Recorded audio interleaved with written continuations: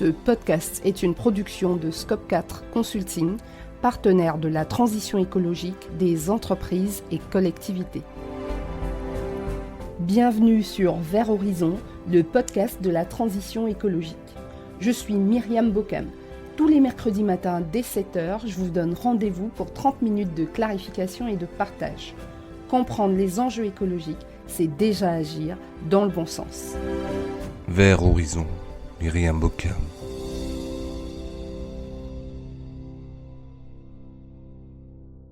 Bonjour et bienvenue dans ce nouvel épisode de Vert Horizon.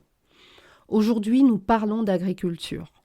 Nos 3 derniers épisodes ont posé le décor du système alimentaire, de son empreinte carbone, des défis qu'il a à relever dans le cadre de sa transition et des pistes de solutions pour y arriver. Aujourd'hui, nous accordons l'honneur au commencement de toute chose, c'est-à-dire la production alimentaire. Quelle fonction remplit l'agriculture en France et comment éviter les travers causés par l'agriculture productiviste? Comment nourrir sainement tout le monde tout en protégeant le climat et la biodiversité? Commençons par quelques chiffres. L'agriculture contribue pour près de 30% aux émissions mondiales de gaz à effet de serre. En France, cela équivaut à 20% de nos gaz à effet de serre. Alors, comment l'agriculture émet-elle des gaz à effet de serre?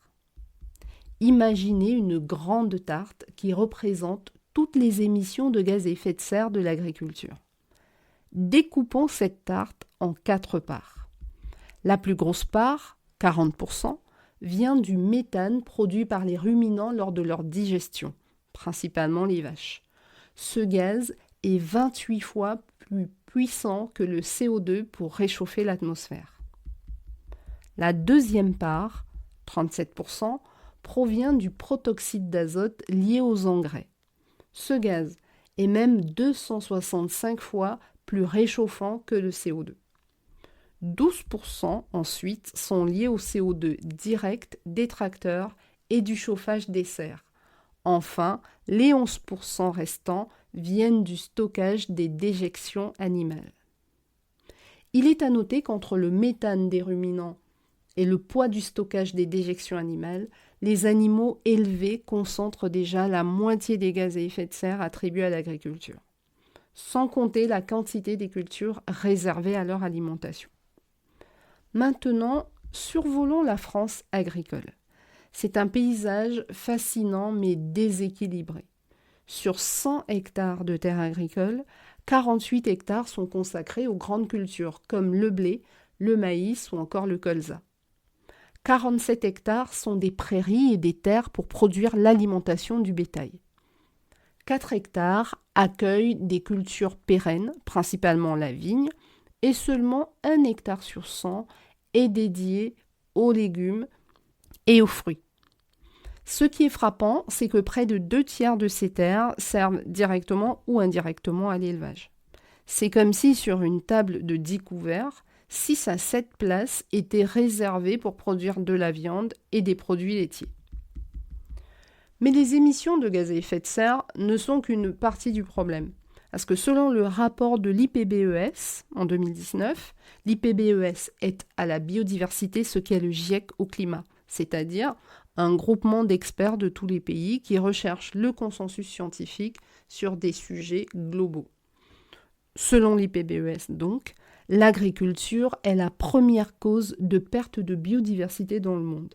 Alors comment cela est possible? Par plusieurs mécanismes assez simples.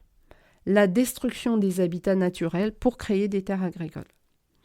L'utilisation massive de pesticides qui déciment les insectes, y compris les pollinisateurs. La simplification des paysages avec la disparition des haies et des zones humides. Et enfin, la pollution des sols et des eaux par les excès d'engrais et les effluents d'élevage.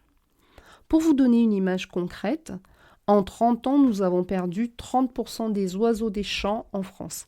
C'est comme si 1/3 des habitants d'une ville disparaissaient soudainement. Car 30 ans, ce n'est même pas une seconde pour une planète qui existe depuis 4,57 milliards d'années. Cette situation peut sembler désespérante, mais elle est en réalité le résultat de choix que nous pouvons changer. Notre système agricole actuel s'est construit progressivement après la Seconde Guerre mondiale avec un objectif principal, produire beaucoup, à bas coût, pour nourrir la population. Ce modèle a réussi sur le plan quantitatif, mais nous en payons aujourd'hui le prix environnemental. La bonne nouvelle, c'est que nous avons maintenant les connaissances et les outils pour faire autrement. Et c'est justement de ces alternatives dont nous allons parler dans la suite de cet épisode. Comment repenser notre agriculture pour qu'elle nourrisse la population tout en préservant notre environnement. Regardons les défis auxquels nous faisons face. Nos 390 000 fermes françaises sont à la croisée des chemins. Un quart des agriculteurs a plus de 60 ans et dans 10 ans, 43% d'entre eux seront à la retraite. C'est une transformation majeure qui s'annonce. La situation est encore plus préoccupante quand on regarde l'avenir de ces exploitations. Un tiers des agriculteurs ne sait pas ce que deviendra leur ferme. Un autre tiers pense continuer encore un peu.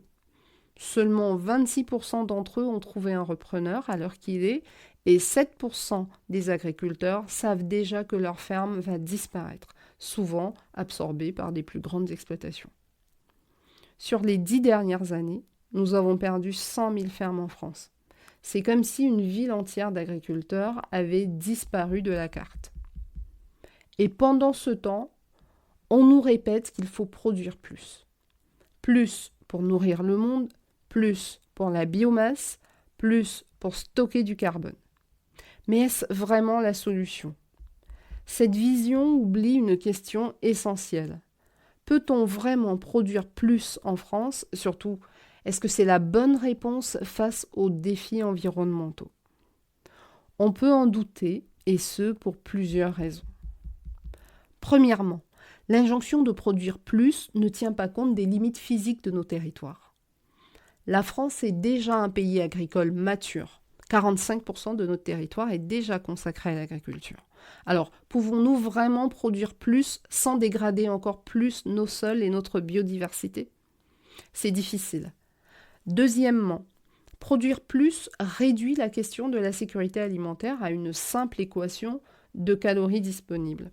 Or, nous le savons bien, la faim dans le monde est davantage un problème de répartition et d'accès à l'alimentation qu'un problème de production. Regardons quelques chiffres. La France est actuellement excédentaire en calories. Notre balance commerciale agroalimentaire est positive, principalement grâce au vin, aux spiritueux et aux céréales. Mais derrière cette apparente abondance se cachent des fragilités. Nous ne sommes qu'à 50% d'autonomie en protéines végétales pour nourrir nos animaux. Nous importons 3,2 millions de tonnes de soja chaque année, principalement pour ces mêmes animaux. Notre balance est déficitaire en fruits et légumes. Et même en viande, notamment pour le poulet, nous sommes dépendants des importations. Dans le même temps, notre modèle agricole actuel pose des problèmes environnementaux majeurs. La pression pour produire plus dégrade l'environnement, ce qui à terme menace notre capacité même à produire. Sans parler des conditions de vie des agriculteurs, souvent pris en étau entre les exigences de productivité et la nécessité de préserver l'environnement. Alors comment sortir de cette impasse ? Comment concilier production alimentaire, protection de l'environnement et maintien d'une agriculture vivante dans nos territoires ? C'est ce que nous allons voir maintenant. Prenons un moment pour parler d'un paradoxe qui se trouve au cœur de notre système alimentaire. Imaginez une table où 100 personnes pourraient manger, mais où la majorité de la nourriture est utilisée pour nourrir des animaux qui, au final, ne nourriront qu'une minorité des convives. C'est pourtant exactement ce qui se passe à l'échelle mondiale. En France, les chiffres sont édifiants. 65% des terres agricoles sont mobilisées par l'élevage. Et si on regarde de plus près, ce chiffre monte même à 85% si on exclut les exportations. Concrètement, cela signifie que sur 100 hectares de terres agricoles, 47 hectares sont des prairies pour les animaux, 38 hectares supplémentaires sont consacrés aux cultures pour nourrir ces mêmes animaux, Donc en fait, il ne reste que 15 hectares pour nourrir directement les humains. Cette situation crée ce qu'on appelle une double occupation des sols. D'abord, il faut des terres pour cultiver la nourriture des animaux. Ensuite, il faut des terres pour faire paître ces animaux. C'est une utilisation particulièrement inefficace de nos ressources. Pour vous donner une idée concrète, pour produire 1 kg de protéines de bœuf, il faut environ 7 kg de protéines végétales. C'est comme si vous deviez dépenser 7 € pour n'en récupérer qu'un seul. Et pendant ce temps, nous importons 3,2 millions de tonnes de soja chaque année, principalement pour nourrir nos animaux d'élevage. Cette situation a des conséquences, évidemment. Il s'agit essentiellement des impacts sur la sécurité alimentaire mondiale, puis de l'impact sur l'environnement, plus globalement. Plusieurs éléments illustrent l'impact sur la sécurité alimentaire mondiale. Des millions d'hectares qui pourraient nourrir directement des humains sont détournés vers l'alimentation animale. Cette production est destinée principalement à satisfaire la demande en viande des pays riches.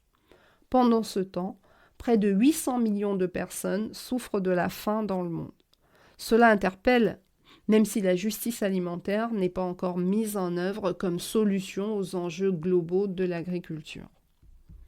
Ensuite, l'impact environnemental est visible notamment à travers les émissions de méthane par les ruminants, la pollution des eaux et des sols par les effluents d'élevage, la déforestation importée via le soja, pour l'alimentation animale notamment, et l'appauvrissement des sols par les monocultures intensives destinées à l'alimentation animale. Alors que faire pour limiter ces conséquences négatives ? Toutes les études internationales convergent sur 2 points essentiels. Premièrement, il faut réduire notre consommation de protéines animales. Cela permettrait de libérer des terres pour l'alimentation humaine directe. Des bénéfices en seraient multiples, par exemple amélioration du climat, de la biodiversité, de la santé et l'égalité des individus face à l'alimentation, donc une sécurité globale pour tous. Ensuite, on devrait diminuer la taille des cheptels d'élevage.